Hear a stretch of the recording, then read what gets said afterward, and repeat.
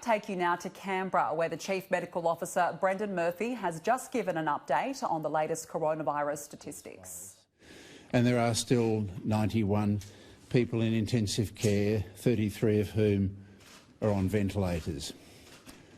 But we estimate that over 2,000 people have fully recovered from the virus already in Australia. So many of you are watching the situation that's happened in New York, for example, and other parts of the world with a lot of fear. We have been very keen to bring in the measures that we've brought in recent weeks to prevent that happening, and we're increasingly confident that if people continue to adhere to what we've been asking them to do, we can prevent a situation like we've seen in many other countries of the world. That's because we got on top of the early outbreaks and because we've introduced measures recently to control the borders, to control those cases coming into the country, and more recently to control the community transmission. I may sound like a broken record at times, but community transmission is what worries me most of all. About 10% of our cases across Australia are those cases where there is no known contact with another case. They have appeared from the community.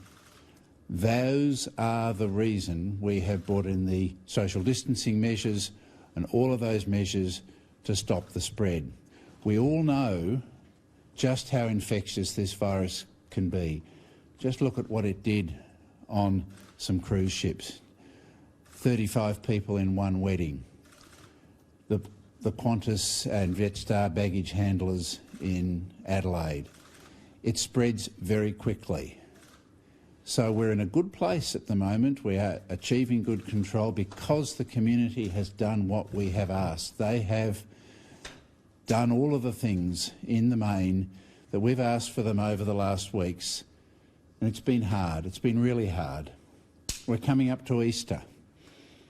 Easter is a time when people normally travel, get together and have social gatherings. And we're asking you not to do that. We're asking you to stay with your family in your place of residence, not travel where you might be unwittingly spread the virus, not have parties where you might unwittingly be sharing the virus with people who don't have it, particularly not with those older and vulnerable Australians who we know from what's happened in Australia so far, whilst we have had a low death rate compared to many other countries, that's still 34 Australians who have died because of this virus. Most of them have been old and have comorbidities, so we must continue to protect our older citizens. So Easter's going to be very different this year. I've been asked about the Easter Bunny, and I'm told that because he's a solo operator and he's an essential service, Easter Bunny, he or she I should say, will be allowed to continue to operate, but the rest of us will have to do things differently. I'll stop and take questions now. Thank you.